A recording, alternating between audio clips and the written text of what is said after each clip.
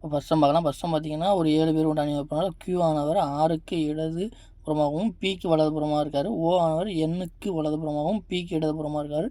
S ஆனவர் Rக்கு வலதுபுறமாகவும் Tக்கு இடதுபுறமாகவும் நடுவில் இருக்கிறார். அப்போ நடுவில் இருப்பவர் யார் இதான் கேட்டிருக்காங்க. இப்போ பார்த்தீங்கன்னா அந்த ஒரு லைன் போட்டுவோங்க. இல்லை முதல்ல Q எடுத்துக்கோங்க. எல்லாமே உங்களை பேஸ் பண்ணி நிற்கிற மாதிரி நீங்கள் மைண்டில் வச்சுக்கோங்க. அப்போ உங்களை பேஸ் பண்ணி நிற்க மாதிரினா உங்களுக்கு இப்போ பேஸ் பண்ணி நிற்கிற மாதிரினா இது என்னது, இந்த சைடு ஃபுல்லாக என்னது, இந்த சைடு ஃபுல்லாக உங்களை பேஸ் பண்ணி இது ஃபுல்லாக ரைட், இப்படி ஃபுல்லாக லெஃப்ட் வந்துடுமா. இப்போ பார்த்தீங்கன்னா Q இருக்கார். Q வந்து ஆறுக்கு இடதுபுறமாக இருக்கார். இதில் 6 இருப்பாங்க. 6 இருந்தால் தான் 6க்கு ரைட் இது, 6க்கு லெஃப்ட் இது, 6க்கு இடதுபுறமாக இருக்காங்க. Pக்கு வலதுபுறம், P இங்கே இருக்குது. Pக்கு வலதுபுறமாக இருக்குது. Pக்கு இடதுபுறம்னா இது. அதுக்கப்புறம் 3 நம்பர் வந்து 3 இது வந்துடுச்சுன்னா வந்த பிறகு இதே லெட்டரில் வேறு ஏதாவது இருக்கான்னு பாருங்கள். P மட்டும் இருக்கா. அப்போ இதை சால்வ் பண்ணதுக்கு முதல்ல எடுத்து என்னென்னு பாருங்கள். அப்படின்னா தான் கொஞ்சம் ஈஸியாக இருக்கும். O ஆனவர் Nக்கு வலதுபுறமாகவும் Pக்கு இடதுபுறமாக இருக்கும். O வந்து Pக்கு இடதுபுறமாக இருக்கார். P இங்கே இருக்குது. Pக்கு வலதுபுறம் கோடி இடதுபுறங்கிறது. அப்போ O இங்கே இருக்கார். Pக்கு இடதுபுறத்தில் O இருக்கார். O ஆனவர் Nக்கு வலதுபுறத்தில் இருக்கார். என்னோட வலதுபுறம். அப்போ N இங்கே இருக்குமா. N இங்கே தான். Nக்கு வலதுபுறம் இல்லை, இடதுபுறம் இது, வலதுபுறம் இது. Nக்கு வலதுபுறத்தில் O இருக்காங்க. அடுத்தது S ஆனவர் ஆறுக்கு வலதுபுறத்தில் இருக்கார். அப்போ S இங்கே இருக்கார். Tக்கு இடதுபுறத்தில் இருக்கார். T அப்போ இங்கே இருக்குது. Tக்கு ரைட் இது, லெஃப்ட் இது. Tக்கு இடதுபுறத்தில் இருக்காது. இப்போ நடுவில் சென்டரில் இருக்கிறது யாருன்னு கேட்டிருக்காங்க கொஸ்டின். சென்டரில் யார் இருக்கா, இங்கோடி 3 பேர் இருக்காங்க. இங்கோடி 3 பேர். சென்டரில் Q இருக்குது. இப்போ ஆன்சர்.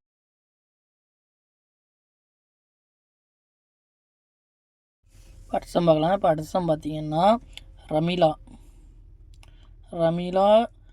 மாமனார், ரமீலாவோட மாமனார் வந்து ராமநாதன். ரமீலாவோட மாமனார் வந்து ராமநாதன். இவரோட ஒரே மகனான ராமன். மாமனார் ராமநாதன்னா மகன், அவனோட ஒரே மகன் ராமன்னா ரமீலாவோட ஹஸ்பண்டு ராமன். ராகவியின் தந்தை. அப்போ இவங்க 2 பேருக்கும் பிறந்த குழந்தை தான் ராகவி. அதுக்கப்புறம் பாருங்கள் ராகவின் தந்தை. அப்புறம் பாருங்கள் ரமணி வந்து ராகவனின் சகோதரி. அப்போ ரமணியும் அவங்க 2 பேரோட குழந்தைகள் தான்.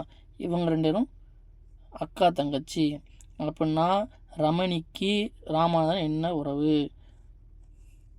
ரமணிக்கு அப்பா ராமன், தாத்தா ராமநாதன். நமக்கு வந்து கொஸ்டின் வந்து ரமணி ராமநாதனுக்கு என்ன உறவு. ராமநாதனுக்கு ரமணி என்னது, பேத்தி. ஆன்சர். அடுத்த சம் பார்க்கலாம். அடுத்த சம் பார்த்தீங்கன்னா ஒரு வகுப்பில் வந்து 35 பேர் இருக்காங்க. அதில் வந்து கீழேருந்து 7வது ஆளாக கமல் இருக்கார். 1 2 3 4 5 6 7 இதில் கமல் இருக்கார். மேலேருந்து 9வது ஆளாக சுரேஷ் இருக்கார். இந்த 2 பேருக்கும் நடுவில் உள்ள இடத்துல யார் இருக்கா, ரமேஷ் இருக்கார். அப்போ 2 பேருக்கு நடுவுனா 1 2 3 4 5 6 7 8 9. ரமேஷ் சுடுமா 9 வந்துச்சா. அதே மாதிரி இங்கேருந்து பாருங்கள் 1 2 3 4 5 6 7 8 9. இந்த சைடு 9, அந்த சைடு 9. சென்ட்ரா 19 இருக்குது. இது ரமேஷ். கொஸ்டின் வந்து ரமேஷ்லேருந்து கமல் எத்தனை ஆள் இருக்கார். அப்போ 1 2 3 4 5 6 7 8 9 10. ரமேஷ்லேருந்து கமல் 10வது ஆளாக இருக்கார்.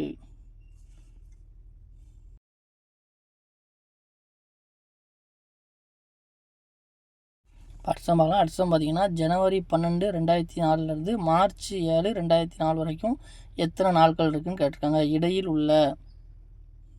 இடையில் எத்தனை நாட்கள் இருக்கிறது அப்படின்னு கேட்டிருக்காங்க. அப்போ ஜனவரி 12 இது வந்து லீப் ஆண்டான்னு முதல்ல பார்க்கணும். 2004 வந்து 4ஆல் வகுக்கும்போது 4ஆல் வகுப்பட்டுச்சுன்னா அது லீப் ஆண்டு. இது 4வது பாடல் வகுப்படுமா.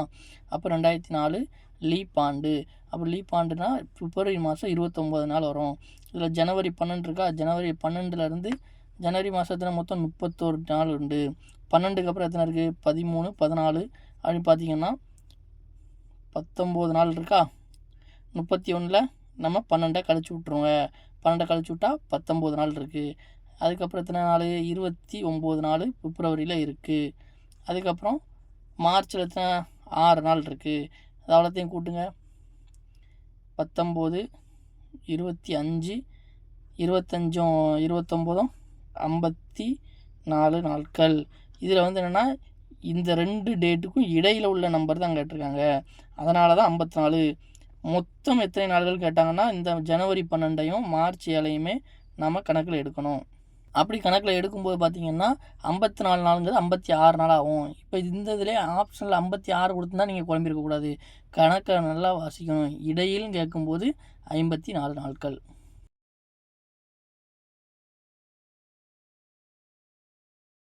இப்போ அடுத்தம் பார்க்கலாம். அடுத்தம் பார்த்திங்கன்னா 4 - 1 வகுத்தல் 32 பெருக்கல் 2 + 10 வகுத்தல் அடுத்த ப்ராக்கெட்டில் 7 வகுத்தல் 3 - 8 பெருக்கல் 4 - 7. இதில் வந்து என்னென்னா ப்ளஸ் மைனஸை ப்ளஸ்ஸாகவும் ப்ளஸ்ஸை மைனஸாகவும் வகுத்தலை பெருக்கலாகவும் பெருக்கலை வகுத்தலாகவும் மாற்றிக்கிட்ட சொல்லியிருக்காங்க. அப்போ இது எப்படி வரும்?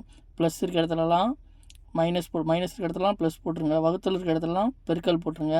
பெருக்கல் இருக்க இடத்துலலாம் வகுத்தல் போட்டுருங்க. ப்ளஸ் இருக்க இடத்துலலாம் மைனஸ் போட்டுருங்க. அந்த மாதிரி எழுதியாச்சு.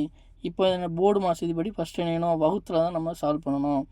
இப்போ இதில் 4 + 1 இருக்கட்டு 32 வகுத்தல் 2. அப்போ என்னது? பெருக்கல் 16 வந்துடும் -10. அதேமாதிரி இந்த பக்கம் 7 இருக்கும் பெருக்கல் 3 இருக்கும் கூட்டல் 8 வகுத்தல் 4. இதை தான் ஃபஸ்ட்டு பார்க்கணும். அப்போ 2 கூட்டல் 7 திரும்ப 4 ஒரு 16 16 ப்ளஸ் 16 என்ன? அடுத்து பெருக்கல் பார்க்கணும் -10. அடுத்து இங்கே பெருக்கல் எளிமையா 21 ப்ளஸ் 2 + 7 9ன்னு போட்டுக்கலாம். அப்போ இந்த சைடு என்ன வருது? 4 16 4 16 20 -10 10 வருது. இந்த சைடு 21 + 9 30. 2 10 30 பெருக்குனா 300. ஆன்சர் 300. அடுத்தம் பார்த்திங்கன்னா சென்னையிலேருந்து டெல்லிக்கு போகிறாரு. எத்தனை? 22:30 மணிக்கு 22:30 மணிக்கு கிளம்புறாரு. ட்ரெயின் வந்து தாமதம் இல்லாமல் தான் போகுது. அதுபோக 32 மணி நேரத்தில் அந்த இடத்துக்கு போயிடுறாரு. அப்போ அவர் போகும்போது என்ன டைம் கேட்டிருக்காங்க. இப்போ இதில் 32 24. இது வந்து என்னது? புதன்கிழமைன்னு கொடுத்துருக்காங்க. புதன்கிழமை வெனஸ்டே. ஓகேயா? அதுக்கப்புறம் டேஸ்டே வியாழக்கிழமை பார்த்திங்கன்னா 32 24 மணி நேரம் என்ன? வியாழக்கிழமை அதே மாதிரி 22:30. அது போக எத்தனை? 32 24 கழிச்சா 8 மணி நேரம். திரும்ப இதுக்கப்புறம் ஒரு 8 மணி நேரம் ட்ராவல் ஆகிருக்கு. அப்போ வியாழக்கிழமை நைட்டு 10:30னா அப்போ வெள்ளிக்கிழமை 8 மணி நேரம் கூட வெள்ளிக்கிழமை தருமா? ஃப்ரைடே. இதிலேருந்து 8 மணி நேரத்தை கூட்டுங்க. 10:30லேருந்து 12 மணி ஆகுதுக்கு 1.5 மணி நேரம் இருக்குது.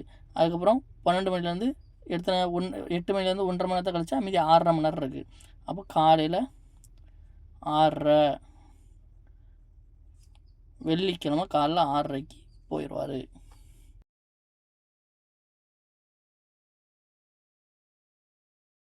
அடுத்தம் பார்க்கலாம். அடுத்தம் பார்த்திங்கன்னா ஒரு குறிப்பிட்ட முறையில் பார்த்திங்கன்னா ரொட்டிங்கிறத வெண்ணெய்ன்னு சொல்லுவாங்க. வெண்ணெயை பால்னு சொல்லுவாங்க. பாலை சட்டைன்னு சொல்லுவாங்க. சட்டையை காலனின்னு சொல்லுவாங்க. காலனியை சைக்கிள்னு சொல்லுவாங்க. சைக்கிளை கைக்கடிகாரம்னு சொல்லுவாங்க. கைக்கடிகாரத்தை விமானம்னு சொல்லுவாங்க. விமானத்தை கப்பல்னு சொல்லுவாங்க. அப்படின்னா நேரத்தை குறிப்பது எது? நம்ம நேரத்தை குறிப்பதை வந்து கைக்கடிகாரம்னு சொல்லி டிக் பண்ணிடக்கூடாது. அந்த மொழியில் வந்து கைக்கடிகாரத்தை வந்து என்னென்னு சொல்லுவாங்க? விமானம்னு சொல்லுவாங்க. அப்போ ஆன்சர் விமானம். சரியா? நேரம்னோடனே கைக்கடிகாரம் அந்த மொழியில் கைக்கடிகாரத்துக்கு விமானம்னு பேர். அதனால் விமானம்.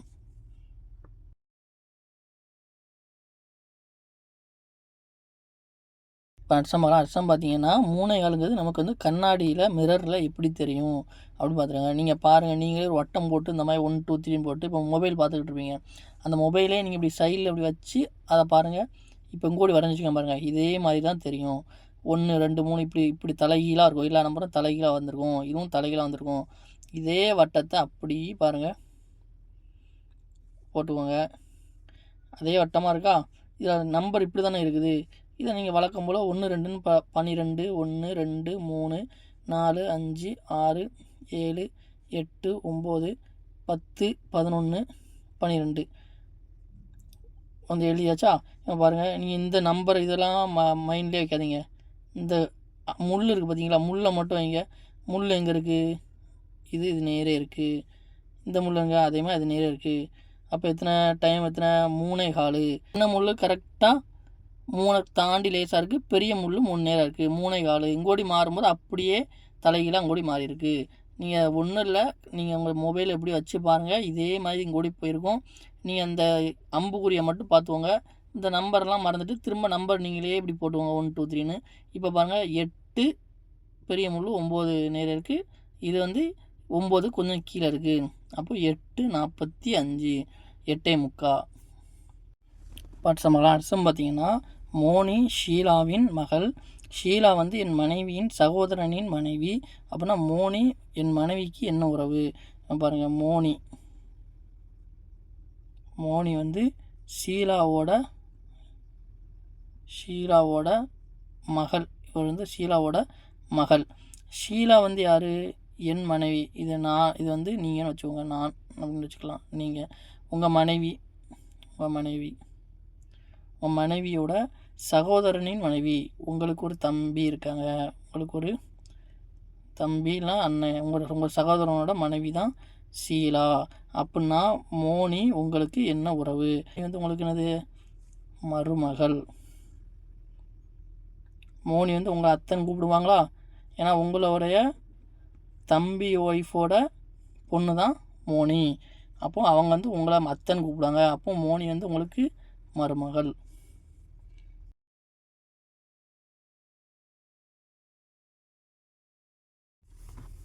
அட்சம் பார்த்தீங்கன்னா, அல்ஜிப்ராங்கிறது BKHDCQBன்னு இருக்குது. அப்படி இருந்ததுன்னா ஜாமெட்ரினா என்ன வரும்னு கேட்டிருக்காங்க. இப்போ ஏ பாருங்கள், ஏ இருக்குது, இங்கே பி இருக்குது, ஏக்கு அடுத்த எழுத்து பி இருக்குது, இங்கே எல் இருக்குது, இங்கே கே இருக்குது, எல்லுக்கு முன்ன எழுத்து கே இருக்குது, அடுத்து இங்கே ஜி இருக்குது, ஜிக்கு அடுத்த எழுத்து ஹச் இருக்குது, அடுத்து இ இருக்குது, ஈக்கு முன்னாடி உள்ள எழுத்து டி இருக்குது. அப்போ ஒரு எழுத்து விட்டு ஒரு எழுத்து முன்னாடி பின்னாடி வருது. அப்போ இதுக்கு அதே மாதிரி எழுதிடலாமா?